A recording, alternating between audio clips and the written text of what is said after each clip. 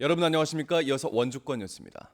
원주시 의회가 강원도청사 이전 신축 과정에서 도민 전체 의견을 수렴해 줄 것을 요구하는 건의안을 채택했습니다.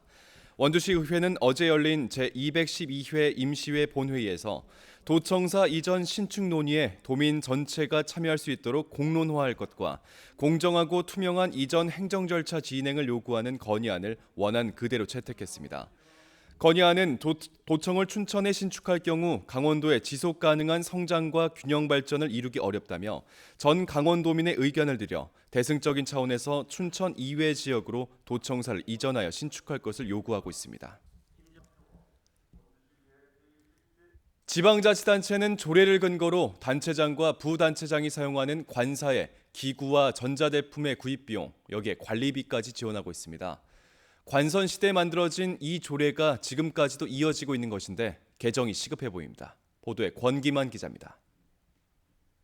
원주시가 부시장 관사 비품으로 2017년 7월부터 1년 동안 구입한 전자제품과 가구 목록입니다.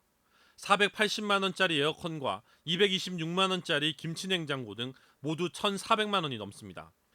응접 세트, 커튼 등 기본 장식물 구입에 따른 경비를 지원할 수 있다는 공유재산 관리 조례가 지원 근거입니다. 관선 시절 40여 년 전 만들어진 맞춤법조차 맞지 않는 조례입니다.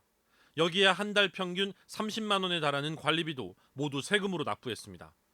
관련 조례는 관사 운영비는 사용자가 부담하는 것을 원칙으로 한다고 명시하고 있지만 단체장과 부단체장의 경우 가구와 가전제품 구입 비용뿐만 아니라 난방과 전기, 전화의 수도요금까지 모두 예산으로 지원하도록 하고 있습니다. 조례에서 명시하고 있는 사용자 부담 원칙이 전혀 적용되지 않고 있는 겁니다. 전문가들은 단체장과 부단체장 관사에 대한 이 같은 대우가 상식선을 넘었다며 조례 개정의 필요성을 강조하고 있습니다.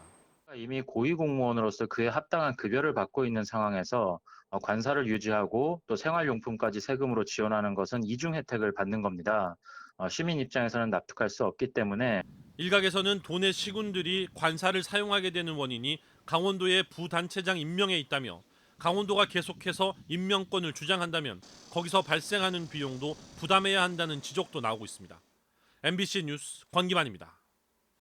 원주 화훼단지 조성 사업에 대한 감사원 공익감사 청구가 시민들이 주도하는 방식으로 추진됩니다.